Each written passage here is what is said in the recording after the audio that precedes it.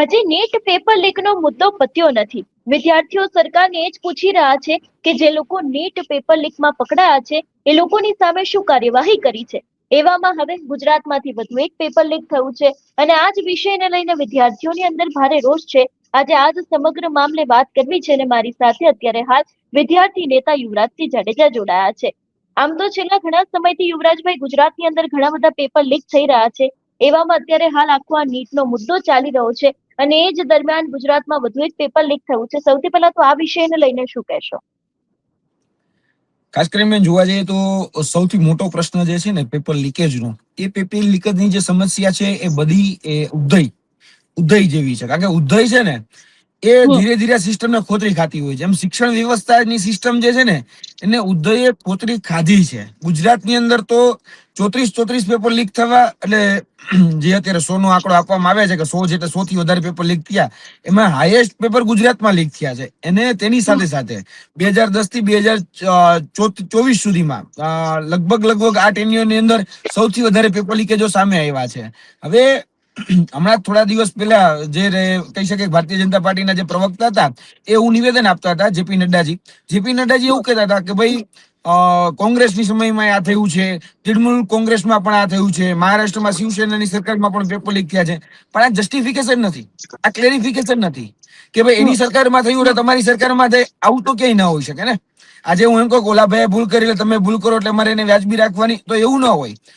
એના કહી શકાય કે નિરાકરણ માટે સમસ્યા જે છે તો સમસ્યાના સોલ્યુશન માટે તમારી પાસે શું રોડમેપ છે એની ઉપર ચર્ચા કરવી જોઈએ.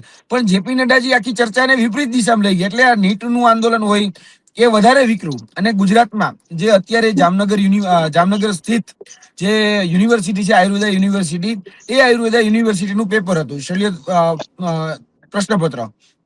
તો એમાં કેવું થયું, એમાં મોડસ ઓપરેન્ડી છે જોવા જેવી છે કે લગભગ 23 થી 24 સેન્ટરોની અંદર પરીક્ષા, 1500 કરતા વધારે વિદ્યાર્થીઓ પરીક્ષા આપે અને આ પરીક્ષામાં અલગ અલગ કોલેજના સેન્ટરો આપ્યા હતા. લગભગ 25 જેટલા કોલેજના સેન્ટરો આપવામાં આવ્યા હતા. એ અલગ અલગ કોલેજમાં બધા લોકો પરીક્ષા આપી રહ્યા હતા.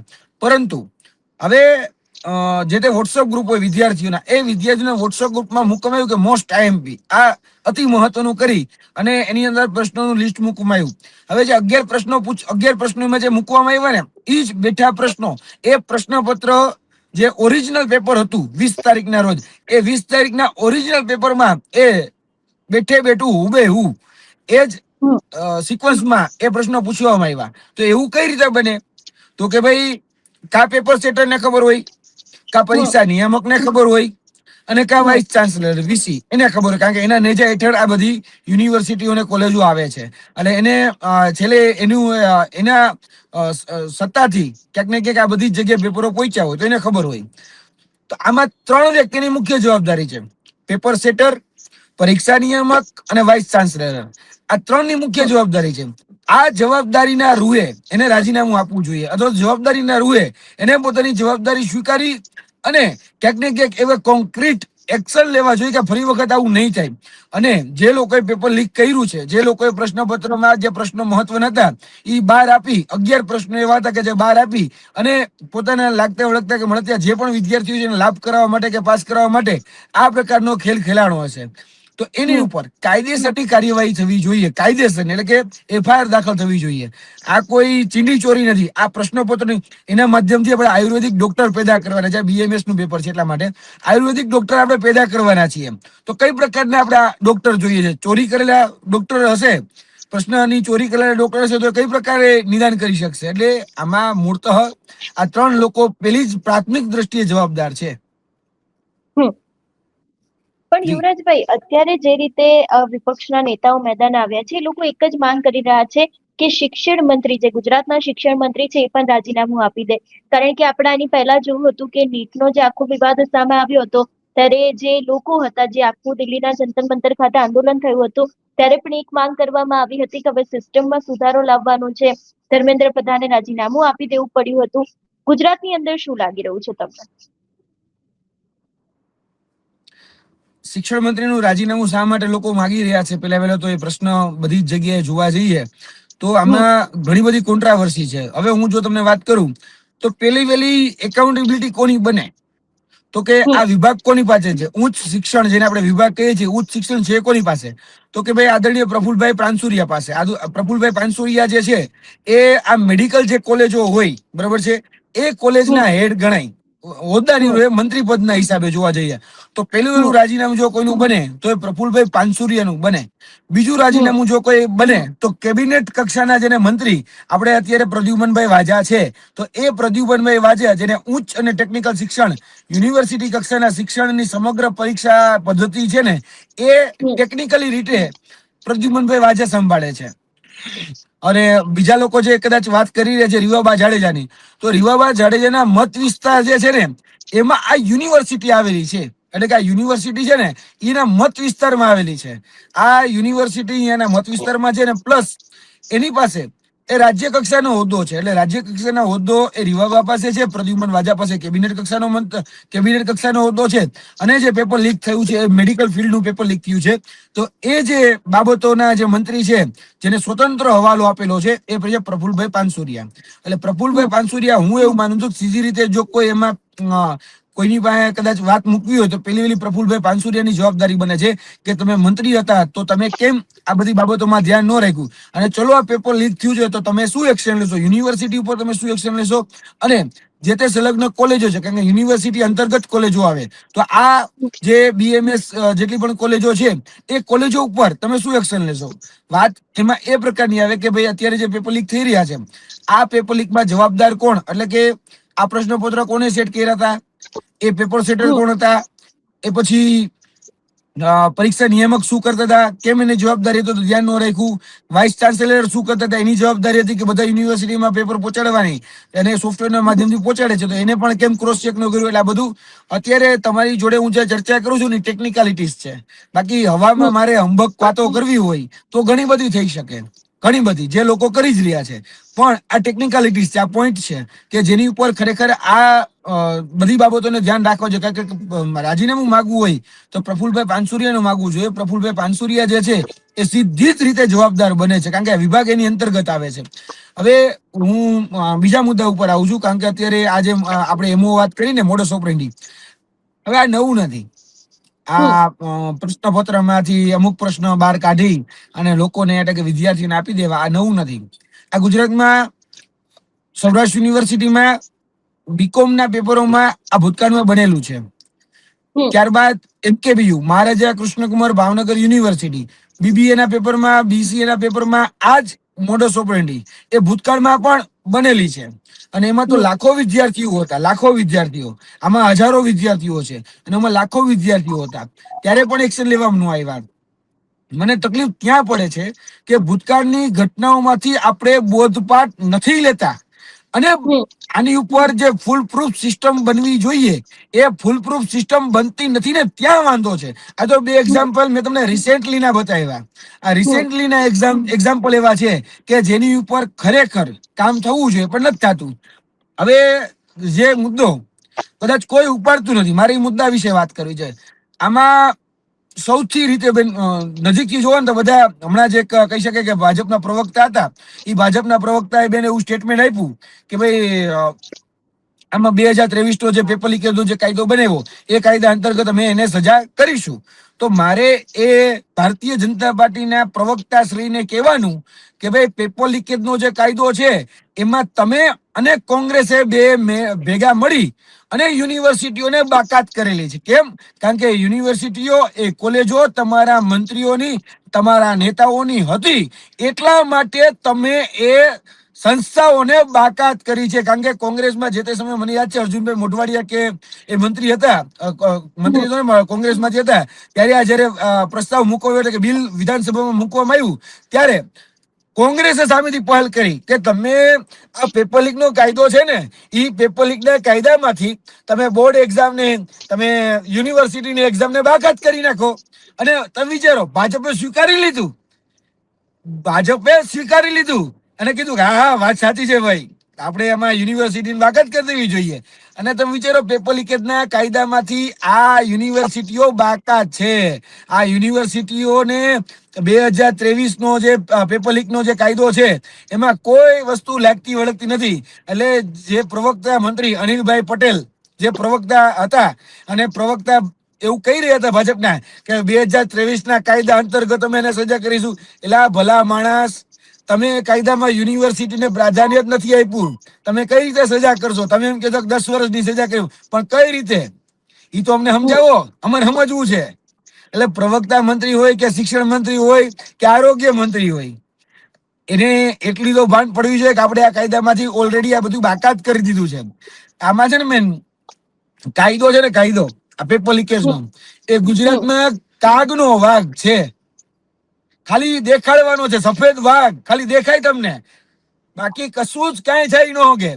તમે વિચારો 2023 પછી આજ ગુજરાત સરકાર ના પેપર લીક થયા, બરોબર? 2023 કાયદો બન્યો તો પેપર લીક થયા તો ખરેખર સજા થવી જોઈએ ને, ફાસ્ટ ટ્રેક ની અંદર ચાલવો જોઈએ, સજા ઝડપથી થવી જોઈએ, 1 કરોડ રૂપિયાનો દંડ થવો જોઈએ, 10 વર્ષની સજા થવી જોઈએ. આવું કાયદાની અંદર પ્રાવધાન છે, બરોબર? આ જ સજા છે. તમે મને દેખાડો ચલો સિંગલ એક કે એમાં આ પ્રકારની સજા થઈ હોય. હું તો કઉ છું તમે ખાલી 2023 થી નહીં, 2013 થી લઈને ચાલો.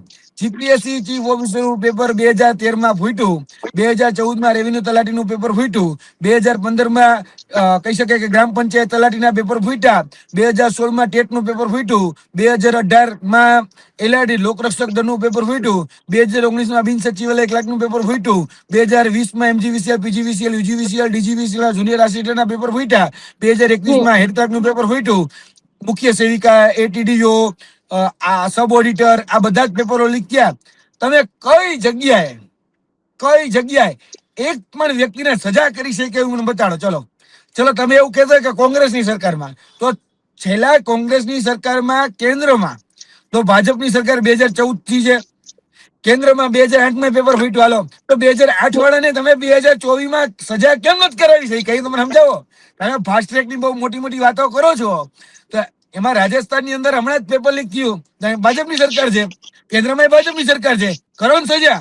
નથી થઈ શકતી, કરી જ નથી શકતા. એટલે આ પેપર લીકેજ નો કાયદો છે ને, એ કાગનો વાઘ છે, કાગળનો વાઘ છે, જે વિશેષ કઈ નથી. એટલે હાથીના દાંત દેખાડવાના અલગ છે, ચાવવાના અલગ છે.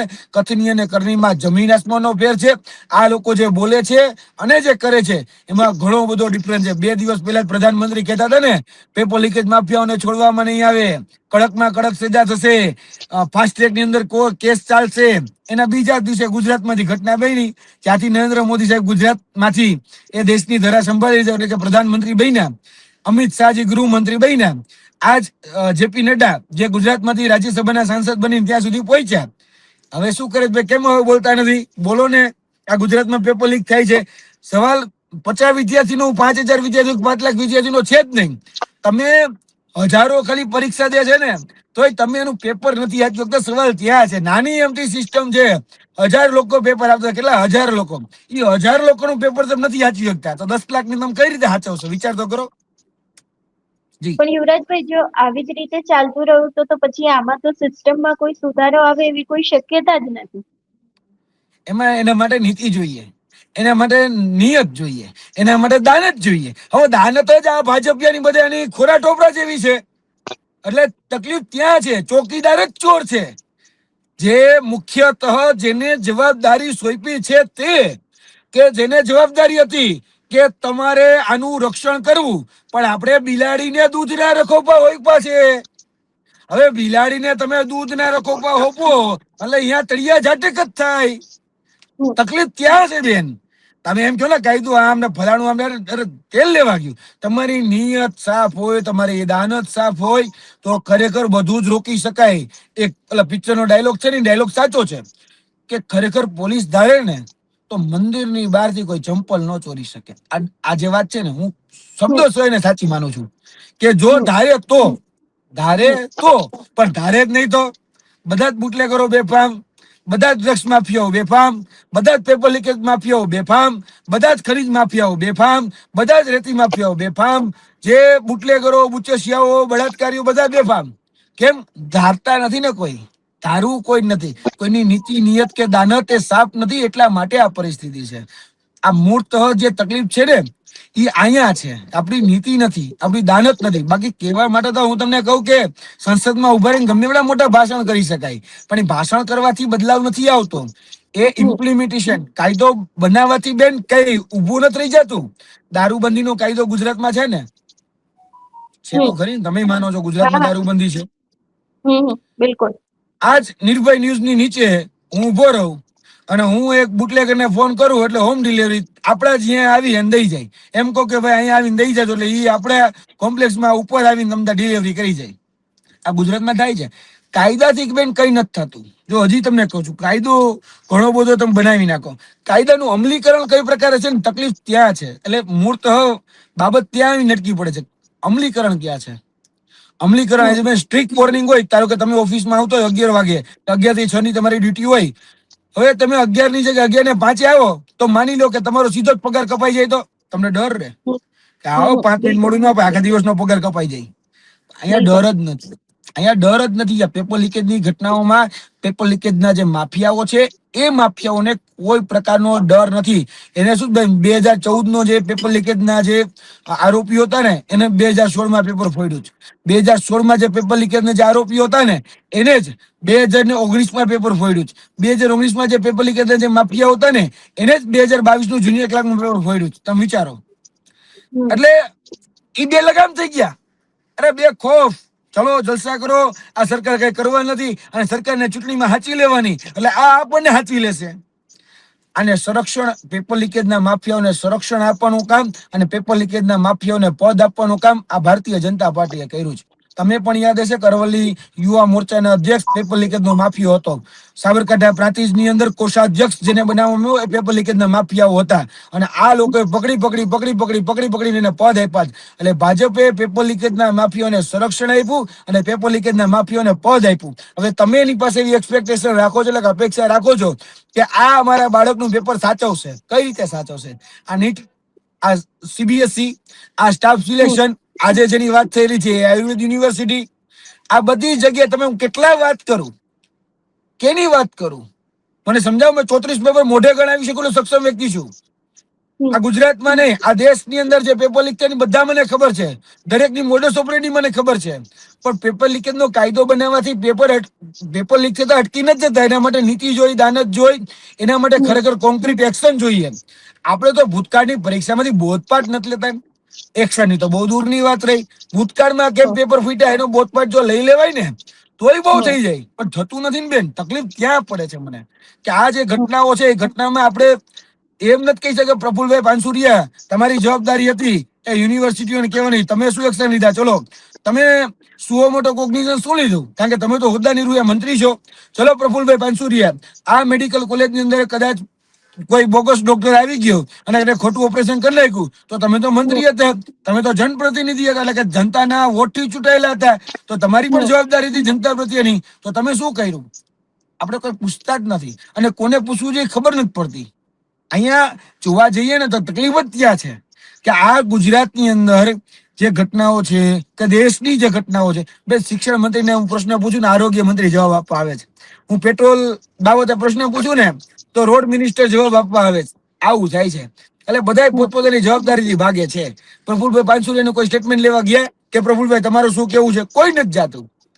પ્રફુલભાઈ પાનસુરિયાને એમ ન થયું કે લાવો ચલો આ સામે ચાલીને હું આની પ્રતિક્રિયા આપું કે આનું આમ નહીં નામ હોય. હવે ત્યાં ઓલા રિયા પ્રવક્તા, એ પ્રવક્તા અનિલભાઈ પટેલ આવીને ફાકા ફોજદારી કરે. 2023 પેપર લીકેજના કાયદા પ્રમાણે અમે સખતમાં સખત અને કડકમાં કડક સજા કરીશું. માનનીય નરેન્દ્ર મોદી સાહેબ આમને ઢીકડું તેમ. એટલે તમે ગુણગાન ગાવામાંથી જ ઊંચા નથી આવતા. અને એ કાયદા પ્રમાણે તો આને ખરેખર ગુનો લાગુ નથી પડતો. કારણ કે એ કાયદામાં તો તમે એને યુનિવર્સિટીની બાકાત કરી દીધી છે. ખાલી એક જ છે એમાં, કોમ્પિટિટિવ એક્ઝામ એટલે કે સ્પર્ધાત્મક પરીક્ષા. આ સ્પર્ધાત્મક પરીક્ષા તો હતી નહીં, આ યુનિવર્સિટીની એક્ઝામ હતી. એ પેપર લીકેજના કાયદામાં તો આ તો છે જ નહીં. અને આ જ કોંગ્રેસે આ દૂર કરાવેલી છે. કોઈ સમજી નથી શકતું કે કોંગ્રેસની ભાજપની મિલીભગત હતી. કારણ કે કોંગ્રેસની અને ભાજપની વર્ષોથી કોલેજો ચાલે છે ગુજરાતમાં, વર્ષોથી. બેન, વર્ષોથી આ ગુજરાતમાં અને દેશમાં જે કોલેજો ચાલે છે એ કોલેજોમાં કઈ ઊની આંચ નો આવે ને એટલે આ કોલેજોને બાકાત કરવામાં આવી છે. અને ભાજપ વાળાએ માની લીધું. કેમ ખબર છે? કારણ કે હવે સત્તા એની છે. ભૂતકાળમાં કોંગ્રેસની હતી, હવે સત્તા ભાજપની છે. એટલે ભાજપ અને કોંગ્રેસ બે મિલી ભગત કહી દીધું કાંઈ વાંધો નહીં હંસરીબેન, આપણે આને દૂર કરી દો. એટલે યુનિવર્સિટી બધા દૂર કરી દીધી. એટલે કોલેજો બધી દૂર થઈ ગઈ. આ વાંધો, આ તકલીફ છે. બોલો. યુવરાજભાઈ, વધુ એક મુદ્દાને લઈને તમારી પાસેથી ચર્ચા કરવી છે કે આમ તો આદિવાસી વિસ્તારમાં આજે પણ લોકોને સામાન્ય સુવિધા નથી મળતી. રોડ રસ્તાના પ્રશ્નો હોય, પીવાના પાણીના પ્રશ્નો હોય, દરેક પ્રશ્ન હજી એ જગ્યાએ ત્યાંના ત્યાં જ છે. રીવાબા જાડેજા શિક્ષણ મંત્રી છે, એ પોતે કન્ટેનર શાળાનું ઉદ્ઘાટન કરવા જતા હતા. એ સમયે એમનો આખો કાફલો અટકી ગયો. કદાચ આ સમાચાર તમારા સુધી પણ પહોંચ્યા હશે. તંત્ર તરત જાગૃત થયું. એટલો જે રોડ હતો એના ઉપર કાંકરેટ નાખીને વ્યવસ્થિત ગાડી પસાર થઈ શકે એવું તરત કામ કરવામાં આવ્યું. હવે એ જ જગ્યાને લઈને લોકો કેટલી વાર રજૂઆત કરતા હશે, પણ લોકોનું ના સંભળાયું. પણ શિક્ષણ મંત્રીનો કાફલો અટકાયો એટલે હાલ પૂરતો રોડ બનાવી દીધો. આ વિષયને લઈને શું કહેશો? હું તો કઉ છું કે બધા જે નેતાઓ છે ને ભાજપમાં, અને બધા જે મંત્રીઓ છે ને, એને ગુજરાતના ચકલ લગાવ્યા જ રાખવા જોઈએ. એને બસ આટા ફેરા જ કરવાના છે. આમ તો એને એની પાસે જે હોદ્દો છે એમાં એ તો કઈ કામ કરવાનું નથી, કારણ કે એની પાસે એવી સત્તા નથી અને કઈ કામ કરી શકવાના નથી, કારણ કે રાજ્ય કક્ષાનો હોદ્દો છે. હવે એને એમ એટલું ખાલી કરાય કે જો કદાચ ગુજરાતનું કઈક સારું કરવા ઈચ્છતા હોય ને, બસ ખાલી ગુજરાતમાં છે ને ભ્રમણ કરે, આખા ગુજરાતનું ભ્રમણ કરે ને, તો ગુજરાતના અમુક અમુક રસ્તાઓ સારા થઈ જાય. વાત બીજી કે જે સ્કૂલનું ઉદ્ઘાટન કરવા જઈ રહ્યા હતા ને વચ્ચે જે આ ઘટના બની, તમે વિચારો, જો ઈ જગ્યાથી મંત્રી નો નીકળી શકતા હોય તો બાળકો કઈ રીતે જઈ શકે? બાળકો અહીંયા સ્કૂલ સુધી કઈ રીતે પહોંચી શકતા હશે? એ પણ વિચારવું જોઈએ. તમે એમાં કદાચ એક દિવસ માટે કદાચ જેસીબી લાવીને તમે એક્શન લેવડાવો છો, પણ વર્ષોથી જે આ ઘટનાઓ છે એ ઘટનાઓમાં શું થશે? ત્યાં છોટાઉદેપુરમાં ગઈકાલે હતા, કહી શકાય કે ગઈકાલે, તો ત્યારે પણ ત્યાં જે નદી છે એ નદી ઉપર જે બ્રિજ બનાવેલો છે, આ ગુજરાતમાં બેન મને એવું લાગે છોટાઉદેપુર બહુ યુનિક છે. કેમ ખબર? માણસ ડાયવર્ઝનમાં કેટલો ખર્ચો કરે. 2023 ડાયવર્ઝનમાં આપ્યા 2.5 કરોડ રૂપિયા. 2026 2025 ડાયવર્ઝનમાં આપ્યા 4.5 કરોડ રૂપિયા. 2026 પાછો ડાયવર્ઝન માટે આપ્યા, મને રકમ યાદ નથી પણ પાછા રૂપિયા આપ્યા. તમે વિચારો, 10 કરોડ રૂપિયા આપણે ડાયવર્ઝનમાં ખર્ચી નાખ્યા. ડાયવર્ઝનમાં કે રસ્તો જે બનાવવાનો છે ને એની બાજુમાંથી એક જે રસ્તો નીકળે ડાયવર્ઝન કહેવાય. હવે ડાયવર્ઝનમાં તમે એટલે બધા ખર્ચી કાઢો છો તો તમે રોડ ક્યાંથી બનાવશો? હવે ખરેખર રોડ બનાવવાનો ખર્ચો એને ડાયવર્ઝનમાં કરી નાખ્યો. હજી રોડ તો કે અહીંયાનો અહીંયા જ છે. 2 કોન્ટ્રાક્ટર ફરી ગયા, કદાચ લગભગ 40 કરોડ નો કોન્ટ્રાક્ટ છે. હજી 40 કરોડ નો કોન્ટ્રાક્ટ 2023 હજી સુધી અહીંયા એ પુલ જે છે એ પુલ નથી બન્યો. એટલે આ છોટાઉદેપુર ની હાલત છે. છોટાઉદેપુરમાં હજી બેન એવા વિસ્તારો છે કે બેન દીકરીઓને જયારે પ્રસૂતિની પીડા ઉપડે ત્યારે એ પ્રસૂતિની પીડામાં ત્યાં આપણે વાહન નથી પહોંચાડી શકીએ, 108 નથી પહોંચે, એટલે જોલીમાં લઈને આવવું પડે છે. જે ભારતીય જનતા પાર્ટી એવું કે છે ને કે અમે બહુ વિકાસ કર્યો, તો તમે જોલી પર વિકાસ કર્યો છે. આ જોડીઓ લઈ અને બેનો દીકરીને પ્રસૂતિ કરવા જવું પડે છે. આનાથી મોટી દુઃખદ ઘટના કઈ હોઈ શકે? આદરણીય શિક્ષણ મંત્રી શ્રી રીવાબા જાડેજા એ પણ મહિલા છે, તો મહિલાની પ્રસૂતિની પીડા ઉપડે ત્યારે કેટલું દર્દ થતું હશે, અને જયારે એને જોડીમાં લઈ જવાતી હશે ત્યારે શું હશે? કારણ કે જે વિસ્તારમાં સ્કૂલનું ઉદ્ઘાટન કરવા જતા હતા એનથી જ 5 કિલોમીટરનું ગામ, એ જ 5 કિલોમીટરના ગામમાં જે ભૂતકાળમાં કહી શકાય કે પ્રસૂતિની પીડા ઉપડી અને એ બેનને ત્યાંથી લઈ જવામાં આવ્યો તો બેનનું મૃત્યુ થઈ ગયું આની પહેલા. ત્યાં સુધી આપણે બેન કઈ કરી ન શક્યા. ત્યારે પણ આ ઘટના ઘટી હતી, દીકરો જીવી ગયો, તેમાં કહી શકાય બાળક હતું, બાળક જીવી ગયું, પણ એ બેન એ પ્રસૂતિની પીડા સહન ન કરી શક્યા, કારણ કે જોડીમાં લઈ જતા હતા એટલા માટે. ઘણા બધા પ્રશ્નો છે. હું ખાલી જસ્ટ શિક્ષણ મંત્રી છે એટલે હું આંગણવાડી નું કહી શકું કે આજે આંગણવાડી છે ને બેન, 6 આંગણવાડી, 6 એ છોટાઉદેપુરમાં, જ્યાં શાળાનું લોકાર્પણ કરવા નીકળ્યા ત્યાં શાળાનું જે કહી શકાય કે તાઇફા માટે ગયા હતા એ જ જગ્યાએ 6 એવી આંગણવાડી છે જે ઝૂંપડીમાં ચાલે છે. એની પાસે પોતાનું ઇન્ફ્રાસ્ટ્રક્ચર ઉભું કરેલું બિલ્ડિંગ નથી, ઝૂંપડીમાં આંગણવાડી ચાલે છે. હવે ઈ આંગણવાડી જે છે એમાં આપણે એવી અપેક્ષા રાખીએ છીએ કે બાળકોને આપણે કુપોષણમાંથી મુક્ત કરીશું, એને શિક્ષણ વ્યવસ્થા સુધી પહોંચાડવા માટેના સારા આપણે અહીંયા સુવિધા નથી પહોંચાડી શક્યા. આંગણવાડીમાં સામાન્ય સુવિધા એ નથી પહોંચાડી શક્યા. કુપોષણ ની કે બીજી ત્રીજી વાત તો ચલો બહુ દૂર નહીં રહી, સામાન્ય સુવિધા ઇન્ફ્રાસ્ટ્રક્ચર નથી પહોંચાડી શક્યા. એટલે આદરણીય શિક્ષણ મંત્રીને પણ કહેવાનું કે આદરણીય બીજા અન્ય કોઈ પણ મંત્રી હોય એને કહેવાનું, મહેરબાની કરીને તમે ખાલી ગુજરાત ભ્રમણ કર્યા રાખો. કારણ કે ગુજરાત ભ્રમણ કરશો ને તોય અમુક રસ્તાઓ સારા થઈ જશે, અમુક કામો જે અટકાય છે ને ચાલશે. કેમ? કારણ કે મંત્રીઓનો ડર છે, એ અધિકારીઓને ડર છે. કારણ કે ત્યાંના જે કલેક્ટર છે ને એ કલેક્ટર તો વિડીયો બનાવવામાં, ઈ કલેક્ટર રીલ બનાવવામાં જ વ્યસ્ત છે. હવે મંત્રી ગયા એટલે એ કદાચ રીલ બનાવવામાંથી થોડાક ઊંચા આવ્યા છે અને ખબર પડી કે ઓહો મંત્રી આવે છે, ચલો ચલો જેસીબી મોકલો, જેસીબી મોકલો, એમ કરીને જેસીબી મોકલું હશે. એટલે તકલીફ ત્યાં છે, તો કોઈ બધાએ જવું જોઈએ. જી બિલકુલ યુવરાજભાઈ, આપ અમારી સાથે જોડાયા બદલ આપનો ખૂબ ખૂબ આભાર. Thank you. જે રીતે ગુજરાતમાં પેપર લીક થયું એ જ વિષયને લઈને આજે આપણે વાતચીત કરી છે. તેની સાથે આદિવાસી વિસ્તાર કે જ્યાં હજી સુધી જે વિકાસોની ફક્ત વાતો જ કરવામાં આવે છે પણ એની પરિસ્થિતિ વાસ્તવિકતામાં કંઈક અલગ છે. આ વિષયને લઈને તમારું શું માનવું છે અમને કમેન્ટ કરીને ચોક્કસથી જણાવજો. તેની સાથે અમારી ચેનલ નિર્ભય ન્યૂઝને લાઇક, શેર અને સબસ્ક્રાઇબ કરવાનું ભૂલશો નહીં.